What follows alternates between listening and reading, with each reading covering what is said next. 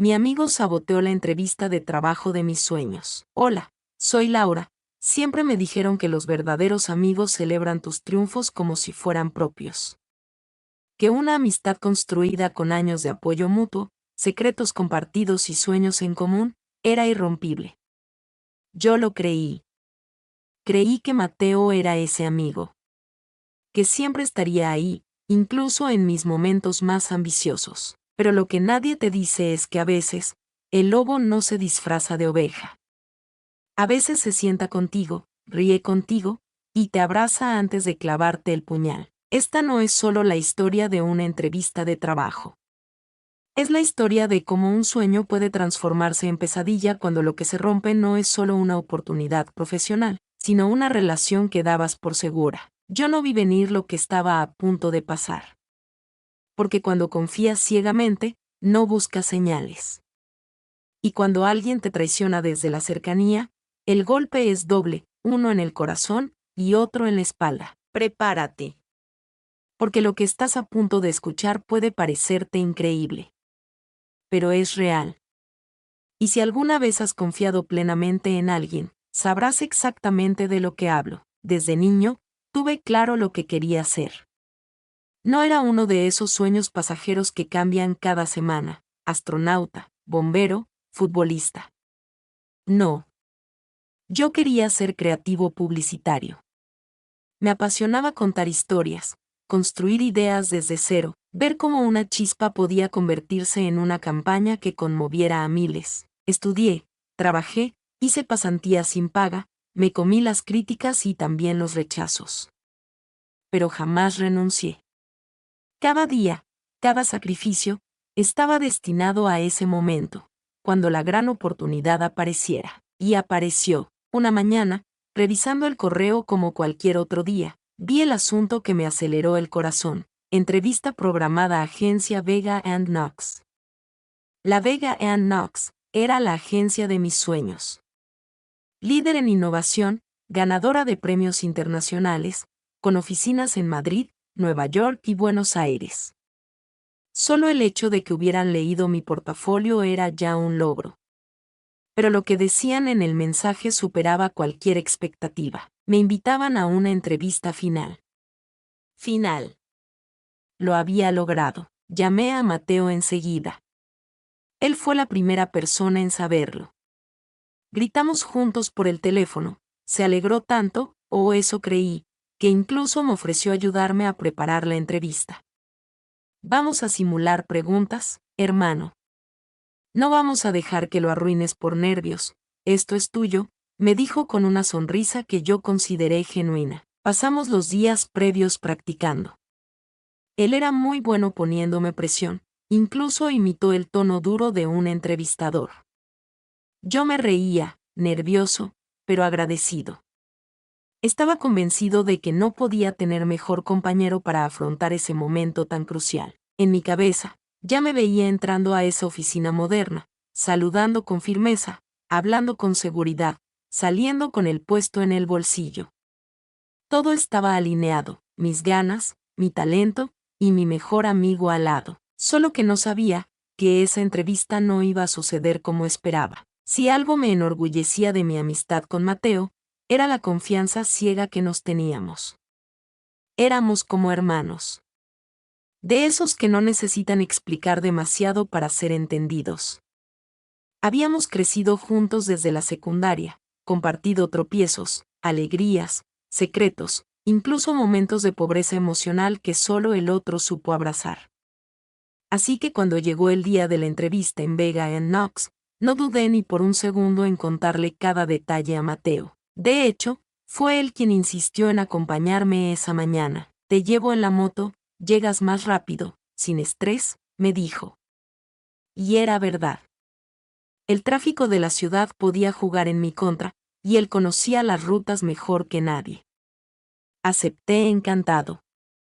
Me pareció un gesto de lealtad, de esos que confirman que uno está rodeado de buena gente. Esa mañana me levanté antes del amanecer, repasé mis notas, vestí mi mejor camisa, y le escribí a Mateo para confirmar que no se retrasara.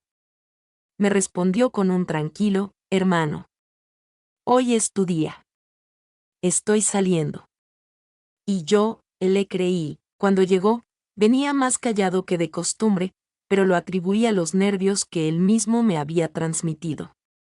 El trayecto fue silencioso, el aire de la mañana golpeando nuestros rostros mientras cruzábamos avenidas dormidas. Al llegar a la zona donde quedaba la agencia, algo raro ocurrió. Me dijo que tenía que detenerse por gasolina. Pero, ¿no podías cargar antes? Pregunté, viendo la hora con ansiedad. No te preocupes, es rápido. Queda aquí cerca, respondió, sin siquiera mirarme, pero no fue rápido. La estación estaba cerrada. Dio vueltas. Volvimos atrás. Tomó rutas que no tenían sentido. Y cuando llegamos, ya era tarde. La recepcionista me miró con expresión neutra. Me dijo que el entrevistador ya había partido, que el cronograma estaba apretado, que lamentaban la confusión. Me quedé parado ahí, con el corazón en la garganta, tratando de entender cómo todo se había ido al suelo por simples circunstancias. Mateo no dijo mucho. Solo balbuceó un qué pena, hermano, de verdad. Y yo, aún en shock, lo abracé. Le dije que no era su culpa. Que ya habría otra oportunidad. Le agradecí por estar conmigo. Le dije que lo quería como a un hermano, porque en ese momento, yo todavía creía que lo era. Ese día lo sentí diferente desde que desperté. Era como si el mundo entero estuviera contenido en esa fecha. El corazón me latía tan fuerte que podía escucharlo en mis oídos. No era solo una entrevista de trabajo, era la entrevista. Esa por la que uno se quema las pestañas estudiando, por la que se levanta temprano durante años sin saber si algún día valdrá la pena. Y hoy, todo ese esfuerzo podía tener sentido. Mi ropa estaba planchada desde la noche anterior. El portafolio con mi currículum, mis certificaciones y esa carta de recomendación que tanto me costó conseguir, todo estaba ordenado como si fueran amuletos. Había dormido poco, pero el entusiasmo me mantenía despierto. Me repetía una y otra vez las respuestas a preguntas clásicas de entrevistas, practicaba mi tono de voz, ensayaba cómo sonreír sin parecer nervioso. Mateo llegó a recogerme puntual, con su casco bajo el brazo y su chaqueta de cuero de siempre. Me saludó como si todo fuera un día más, y me pareció extraño que no compartiera mi emoción. Aún así, lo interpreté como una forma de mantenerme tranquilo. Tal vez no quería ponerme más nervioso. Quizás era su forma de apoyarme, silenciosa, pero presente. Monté en su moto y nos lanzamos a la ciudad. Al principio todo marchaba bien. Íbamos con tiempo, el tráfico estaba ligero. Pero a medio camino, dijo que necesitaba echar gasolina. Le pregunté si no podía haberlo hecho antes. Me dijo que lo olvidó. No quise discutir, no en un día tan importante. Fuimos a una estación, estaba cerrada. Luego a otra, había fila. Después, empezó a tomar calles que no conocía. Calles más largas, con más tráfico. ¿No es mejor ir por la avenida?, pregunté. Confía en mí, respondió. Lo hice. Siempre lo hacía. Para cuando llegamos al edificio de Vega & Knox, ya habían pasado 20 minutos de la hora pautada. Subí corriendo, sudando, con la camisa pegada a la espalda. La recepcionista me miró con lástima antes de decirme que el reclutador ya se había ido. Que lo sentían. Que intentara de nuevo el próximo año. Me senté en un banco del pasillo, sin decir una palabra. No entendía qué había pasado. ¿Cómo pudo salir todo tan mal? Mateo me encontró allí, cabizbajo. Me dio una palmada en la espalda, me dijo que lo sentía. Que la ciudad era impredecible. Que a veces las cosas no salen como uno espera. Y yo, lo creí, porque uno no duda de su mejor amigo. Uno no ve veneno en quien siempre ha llamado hermano. Y en ese momento, aún dolido, aún frustrado, lo perdoné sin saber que acababa de cruzar la línea entre la ingenuidad y la traición. Al principio lo negaba. Negaba que algo no estuviera bien. Negaba que en el fondo de mi pecho se anidara una sospecha que no me dejaba dormir tranquilo.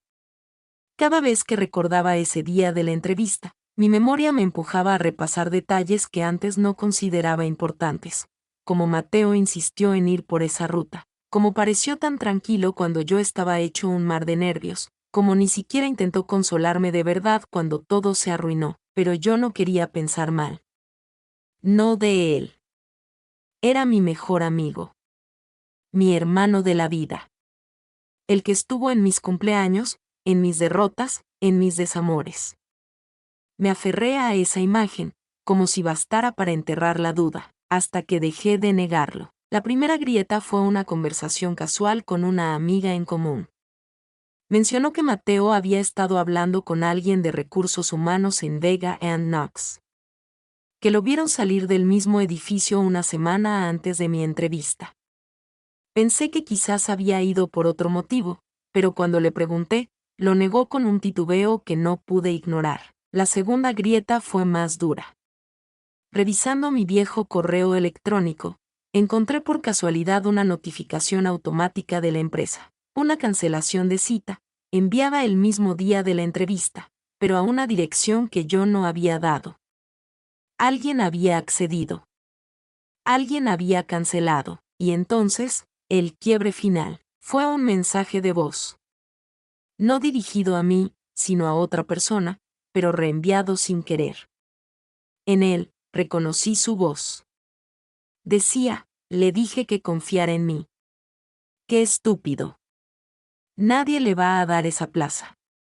No con esa carta que le mandé en su nombre. Sentí que el mundo me caía encima. Ese nudo en el estómago que había tratado de ignorar durante semanas finalmente se deshizo, no en alivio, sino en rabia. En decepción. En dolor puro. Mateo me había saboteado. No solo el día de mi entrevista. Me había saboteado desde antes. Desde dentro.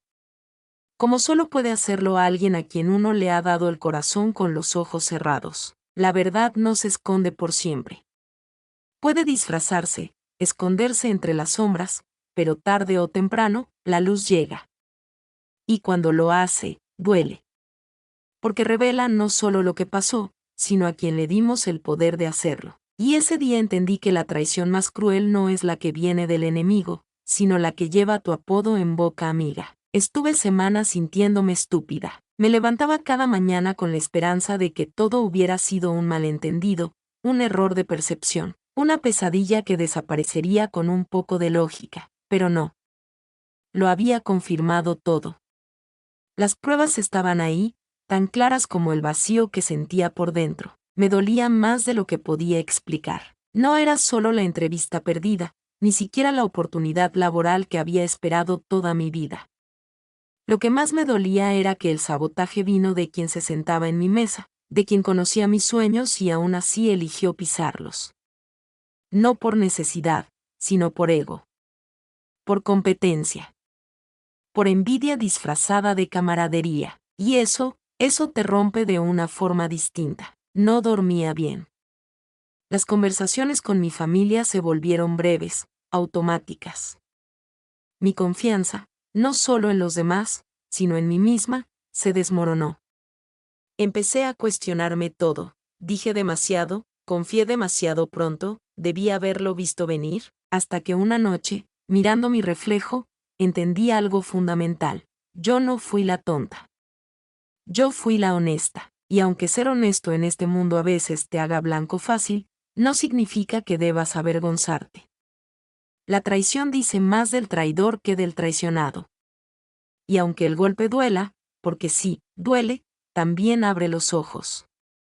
También enseña. Me enseñó a valorar el silencio, a leer mejor las intenciones, a entender que no todos los que aplauden tu camino desean verte llegar.